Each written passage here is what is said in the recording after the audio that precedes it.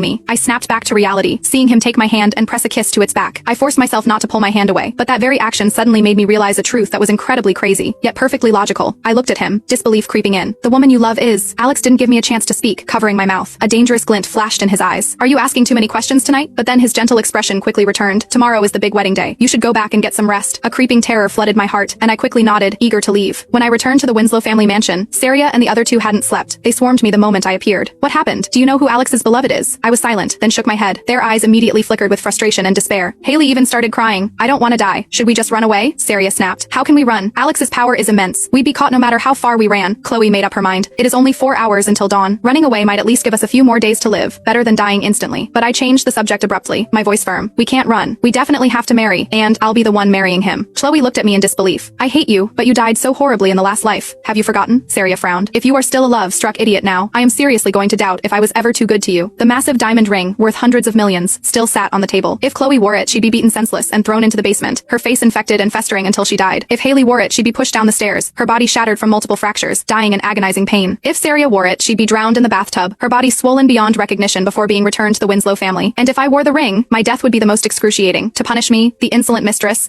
Alex had stabbed me 20 times. None of the wounds were immediately fatal. Blood slowly drained from my body, my warmth gradually fading. This sensation of life slowly ebbing away brought me unimaginable terror and despair, like a slow torture. It was so horrifying that even my 3 archenemies upon seeing my corpse felt pity for me. The brilliantly polished, rounded facets of the diamond gleamed, yet they were our execution block. But I walked over. Without hesitation, I put on the ring. The danger is real, but this is the only way for us all to survive. Haley looked at me in disbelief. What did you find out? Of course I did. Telling them the truth would make tomorrow's plan more likely to succeed. But if my suspicion was right, it was far too bizarre and terrifying. I couldn't drag them all into it. I shook my head. Sorry, not yet. Chloe's expression was grave as she asked, tell us, what do you need us to do? I lowered my gaze. I need you to attend the wedding as usual, pretending you know nothing. Saria fiercely furrowed her brow. You'll be stabbed to death after the wedding, and you want us to act as if nothing happened. The 3 of them looked at me with deep concern, now completely on my side. I remembered all the things they used to do to me. They were merely petty squabbles over small sums of money, never threatening my life. But the man I deeply loved and trusted had brutally tortured me to death on our wedding night. I took a deep breath and decided to tell them the truth. When I went to see Alex just now, he suddenly grabbed my hand and kissed its back. That very detail made me suddenly realize who the woman he loves is. This person is indeed among the 4 of us. It is someone we would absolutely never guess she is.